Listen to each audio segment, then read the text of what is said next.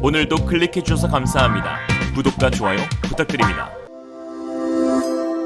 Realism. 중앙아시아 반중 물결에 결국 중국 쪼개지는 상황, 제2의 고구려 돌궐 연맹 부활에 시진핑 초비상사태. 최근 터키와 중앙아시아 국가들의 움직임이 심상치 않습니다. 그동안 중국과 친밀한 국제교류를 가져왔던 이들 국가들이 코로나를 기점으로 중국의 1대1로 패약, 무슬림 탄압 등에 크게 반발하며 반중국 연맹을 구축하려는 움직임을 보이고 있는 것인데요. 시진핑 볼살 떨리는 소리가 여기까지 들립니다. 최근 터키와 카자흐스탄, 아제르바이잔, 우즈베키스탄, 키르기스스탄은 트루크와 사용국 기구, 일명 OTS를 출범시켰습니다.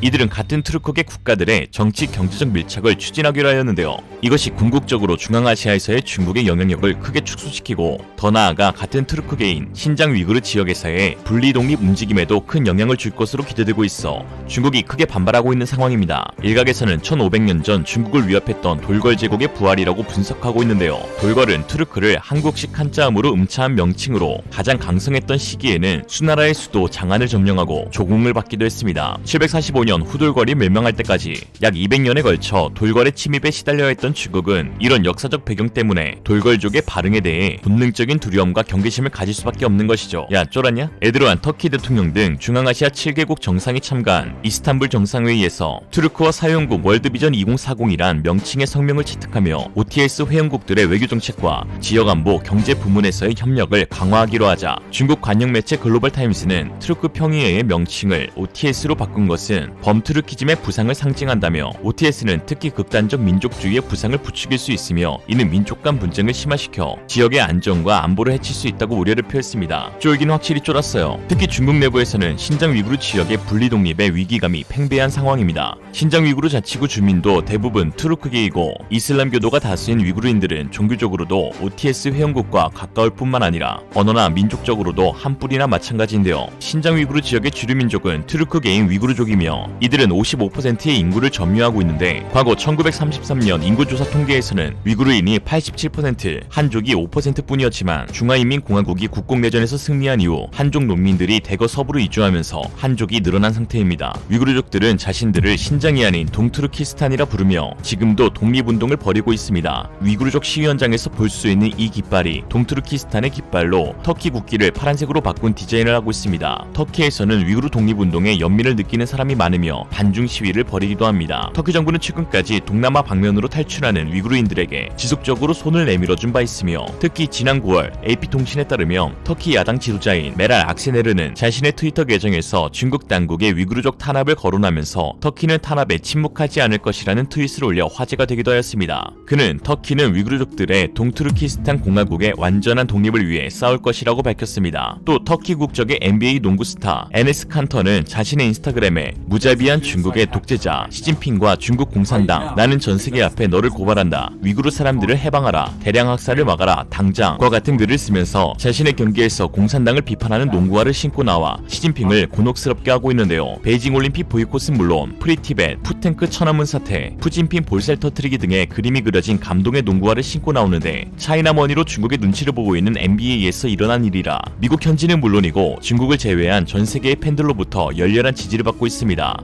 터키뿐만 아니라 카자흐스탄, 아제르바이잔, 우즈베키스탄, 키르기스스탄 등의 국민 개개인들은 반중 감정이 대단히 심하고 정부에서는 동투르키스탄 독립운동을 지원해주고 있습니다. 신장 위구르 자치구를 거점으로 활동하는 이슬람 무장 조직인 ETIM은 최근 첨단 무기로 완전 무장한 사진을 공개하였는데 이 역시 터키의 지원하에 이루어진 것으로 드러났으며 시리아 반군 조직인 마라마 택티컬로부터 훈련을 받고 있는 것으로 알려졌습니다. 동투르키스탄 이슬람 운동 수장인 에미르 압둘 하크 알투르키스타니는 중국 정부의 제거 1호 대상으로 2010년 2월 15일에 중국군의 무인기 공격으로 사망한 줄 알았지만 2014년 6월에 치료를 끝내고 등장해 중국 정부가 다시 총력을 다해 잡으려 하고 있습니다.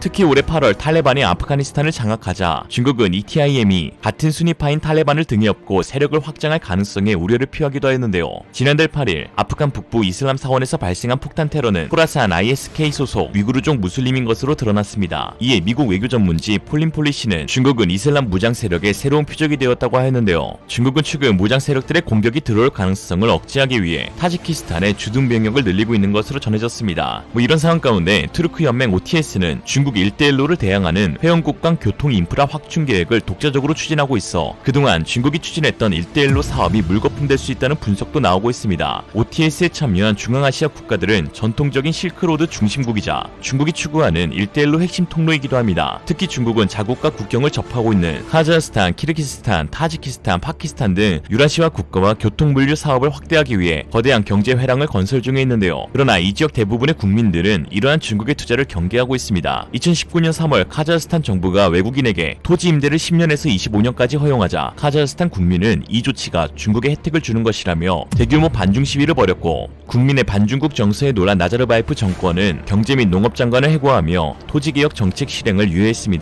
유라시안 개발은행의 조사에 따르면 카자흐스탄 국민 6명 중 5명이 중국을 적국으로 인식하고 있다고 합니다. 중앙아시아는 그동안 중국 돈으로 철도와 도로, 수력발전소, 가스관을 건설하면서 많은 빚을 지게 되었고 이에 중국 의존도가 크게 높아졌습니다. 키르기스탄의 채무는 1대1로 사업 이후 국내 총생산 대비 16%나 불어났는데 이 중 중국에 빌린 돈이 71%나 차지합니다. 더 심각한 것은 중국의 투자가 당사국에 별로 도움이 되지 않는다는 것입니다. 중국의 인프라 투자는 현지 노동력을 배제하고 저임금 중국 노동자를 대거 유입시키는 방식으로 진행되었는데요. 투르크메니스탄과 우즈베키스탄은 현지 노동자 고용을 의무화하는 법을 제정했지만 키르기스탄과 타지키스탄은 아직 외국인 노동자 유입에 관한 법률을 만들지 못했고 이로 인해 자국민들이 일자리에서 배제되는 결과가 나타났습니다. 인프라 투자 사업을 통한 고용 창출 효과를 보지 못하고 있는 것이죠. 이러한 1대1로 프로젝트로 인해 결국 유라시아 국가 사이에서 중국은 위험한 나라라는 인식이 확산되어 국민들의 불만에 각국 선거에서는 친중 정권이 잇따라 패배하는 현상이 벌어졌고 이에 OTS는 자체적인 인프라 사업을 구축하며 탈중국 움직임을 보이고 있는 것입니다. 이에 중국은 1대1로 프로젝트를 확대하는 과정에서 뿌린 자금을 회수하는 데 심각한 위기를 겪게 되었는데요. 지난 18일 뉴욕타임스의 보도에 따르면 중국은 현재 자금난에 빠진 참여국의 채무 제조종 요청을 받아주기도 거절하기도 난감한 진퇴양난의 상황에 5,200억 달러, 약 635조 8,560억의 돈을 회수하지 못할 가능성이 있다고 하였습니다. 이는 세계은행이나 국제통화기금의 대출 규모를 능가합니다. 코로나 사태로 세계 경제가 어려워지면서 중국을 향해 빚을 탕감하거나 변제 기한을 늦춰달라고 요구하는 채무국들의 목소리가 커지고 있는데 중국 입장에서는 이들의 요구를 수용할 경우 가뜩이나 경제가 좋지 않은 상황에서 더 큰 부담을 떠안을 수밖에 없습니다. 또 거부할 경우 반중 감정 확산으로 인해 중국이 목표한 글로벌 영향력 확대에 차질을 빚을 수밖에 없어 이래저래 난감한 상황이죠. 뉴욕타임스는 중국이 채무국을 강하게 밀어붙이면 이들이 연합전선을 펼치고 대출 조건 등을 공개해 중국의 다른 국가들의 대출 방식을 변화시킬 것이라 결국 중국도 방식을 바꾸거나 물러설 것이라고 내다봤습니다. 이 때문에 중국 내부 반시징파를 중심으로 중국의 국부를 중국 영토 안에서 중국인들을 위해 투자해야지 왜 황량한 아시아 내륙에서 쓰냐고 반문하기 시작했는데요.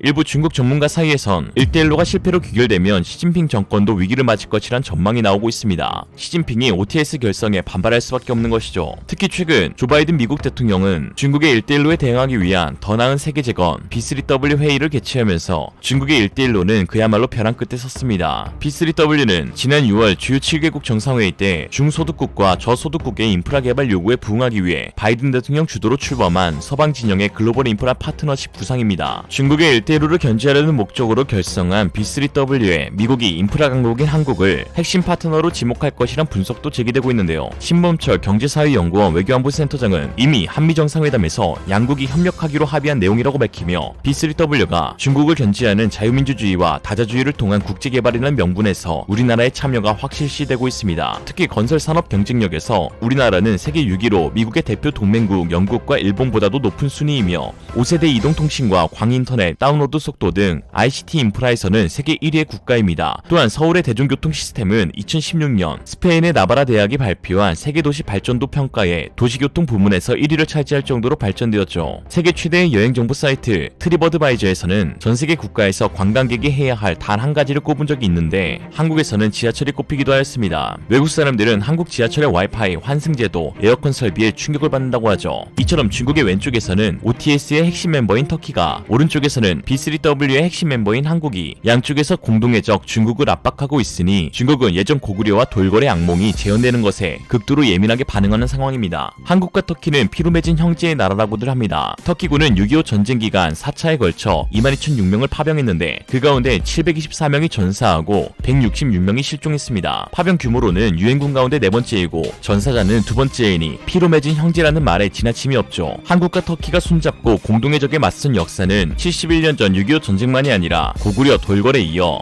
2000년 전 고조선 흉노 때로까지 거슬러 올라가기도 합니다. 중국이 통일국가로 강성해졌을 때는 돌궐과 고구려가 손을 잡고 중국과 맞섰습니다. 수양제는 돌궐의 계민강한 왕의 막사를 찾았다가 고구려의 사신이 와 있는 것을 보고 충격을 받았다고 전해집니다. 또한 돌궐은 약 1400년 전 한국인을 대거 받아들였는데 중국 역사서 구당서는 7세기에 고구려가 멸망한 후 유민들이 돌궐로 피신했다고 기록되어 있습니다. 그 이전인 고조선과 흉노의 동맹 또한 유명한 역사이죠. 한편 몇몇 네티즌들은 전 세계 사람들이 갖고 있는 반중 정서는 그저 편협한 시각에서 비롯된 것이라며 이에 피해를 입는 선량한 중국인들도 있을 수 있다고 하였습니다. 그래서 한번 알아보았습니다.